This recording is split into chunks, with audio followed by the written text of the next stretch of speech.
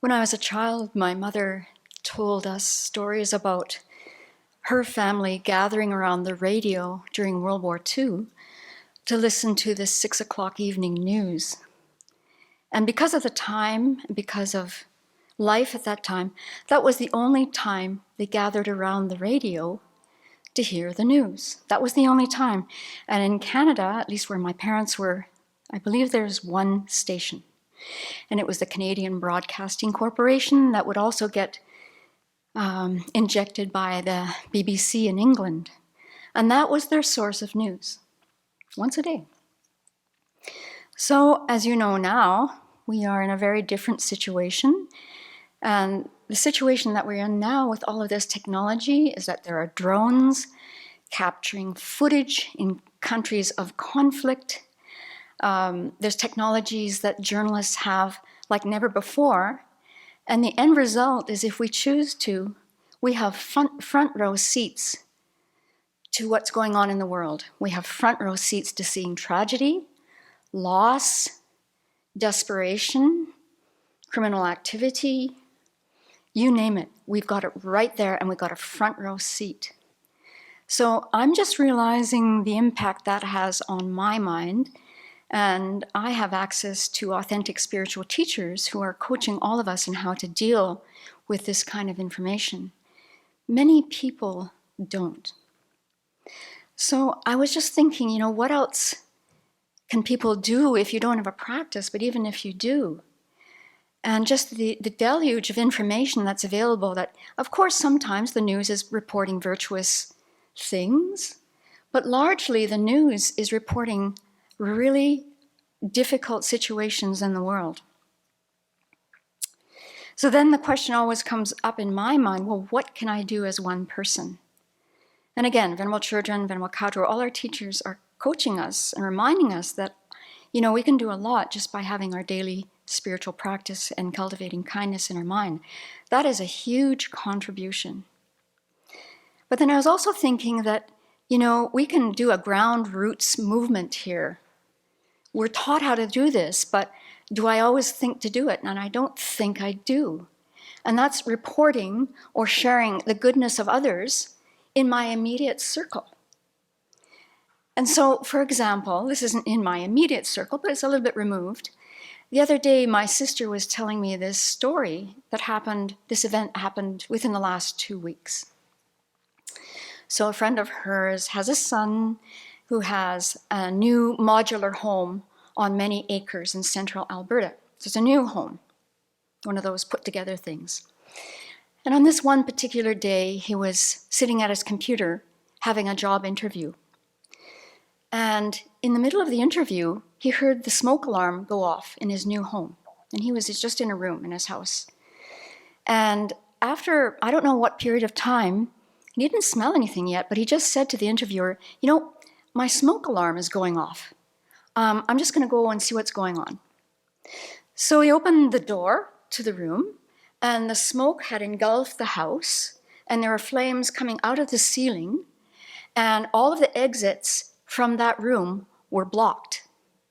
So what he had to do was, he grabbed his stool that he was sitting on, where the window was 6 feet up from the ground level, and he threw the stool through the window, and he dove through the window and got out of the house. It burned to the ground in minutes. They lost their dog. His wife was not at home at the time. Later on, they found one of the cats outside, who was never in the house at the time of the fire, but the other cat was missing. And so they assumed that this cat had perished like the dog did. But they didn't see any signs of the cat, but the house was just trashed. It was just burned completely. So they were all in shock.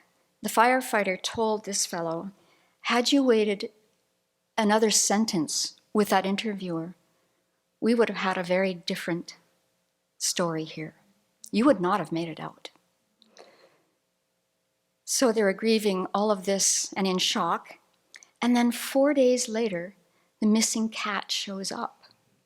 That cat jumped out of the same window that the fellow did, and the cat was in really bad shape. The pads were all singed off. The whiskers were singed. They weren't sure what injuries the cat had because it looked really in rough shape. And on that particular day that the cat showed up, my sister's friend just called her and said, wow, the cat showed up. So my sister was quizzing her about what they're going to do for the cat, and the answer was, well, we're just going to let it heal. And my sister just said, well, wait a minute. I think you need to take it to the vet. And I think my sister was tuning into the fact that they were just in shock and not thinking properly. And then my sister said, look, I'll pay for it. Just get this cat to the vet. So they agreed to do that. So they take the cat to the vet. The vet keeps the cat for 8 nights. The cat's on intravenous, nonstop. And the little pads start growing back. It's just so amazing that these pads grow back. And then, my sister's sort of preparing for a very hefty bill. But then on day 9, when they've got the cat back home, my sister's friend told her that the vet had decided to offer all this care for free. So, that's just so beautiful. And veterinarians have a very tough job. They're constantly caring not only for the pet, but for their people family. And sadly, as we've read in the news, suicide among veterinarians is very high. The stress of their jobs. Yeah. So I'm sure that I'm sharing this story because it's so heartwarming. It's within my sphere, now it's in your sphere, and you can share this story with others. But I think making the effort to notice in our immediate circle of people who are doing just very kind things. They don't have to be heroic acts of, superhuman level. It's just that there's kindness everywhere. And, in a spiritual practice, we're trained to look for those things. But not just to look and notice them, to report them, to share them with others. And that really is uplifting. And that really changes the focus. Well, it changes what I'm dealing with every day when I'm thinking about what's going on in these war-torn places on the planet and climate change and all of this.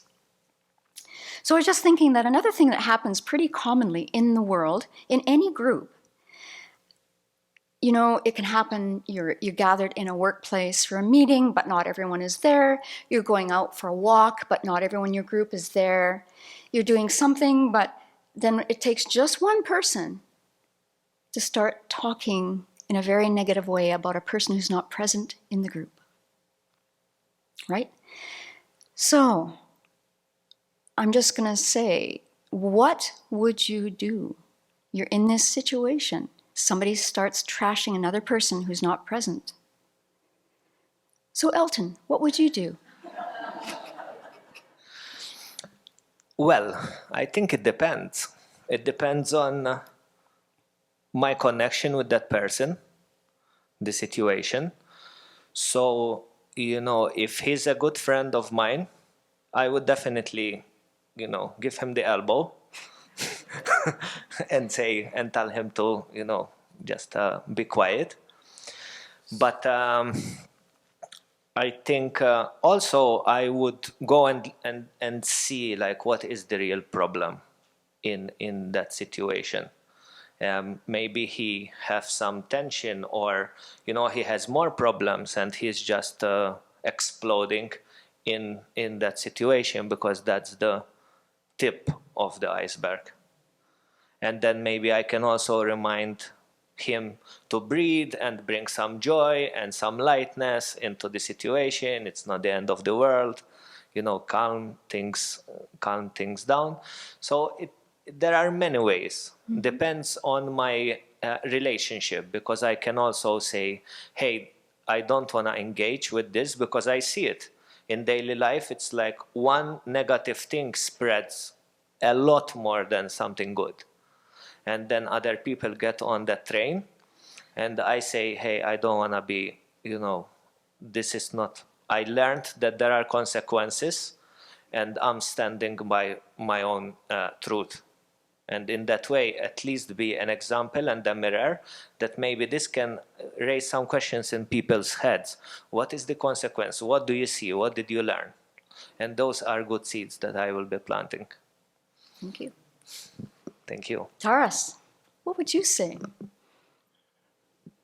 If the person is in a very hard place, maybe very traumatized, and they thrash another person, so saying something really unkind, but they themselves in big pain, usually I just don't give fire to that fire, so keep silence. And there are people who traumatize to the way that even if you start bringing something positive about person who not with you, it would aggravate them even further. So that's, like with 9/11, or with outmost, drastic triage, like when you need to save someone's lives, that would be the first step. But then if person is in more like reasonable place, I would bring positive qualities of that person and ask to contemplate on the positive qualities. And if that person is my friend, I would ask what actually is happening, like where is that thought is coming from that you called to talk something negative about other person. I would feel more comfortable with that. And this connects to what you brought about bad news in the world. Surprisingly, you're both Canadians. In mid-century, last century, there was one of the greatest Canadian philosopher, Marshall McLuhan. He was theoretician of media and philosopher of media, essentially. And he brought this idea that news, when they are negative, they spread way, way faster. And it connects to evolutionary biology, because we evolved in a threatening environment. So when lion hunts us, it's way more important than for us to be attracted to honey or to nice fruit or something. There is way higher validity of that signal. So we need to escape right away because we'll die. And modern news hijacked that property of our mind. If we say something really negative, war or mass atrocities, it gets in our mind faster. So it takes way more work to get rid of that affliction, that of positive news. And there are people who design in specifically now countermeasures, essentially antidotes, news that are positive, because there is more things that positive happens in the world. We are just not aware, so it's very easy to jump on that poison of negative news. Thank you both. So as spiritual practitioners, I think it's really our job, first and foremost, to stay focused on the virtuous things, the good things that people are doing in our sphere, and to share them as often as possible. So for example, we open our doors to guests about 9 months of the year, every year, and the guests who come help us with such joyful hearts. There's so much work that's done by our guests. And this year, for example, how many tons of rocks have been moved, Venerable Samke? 46 tons of rock.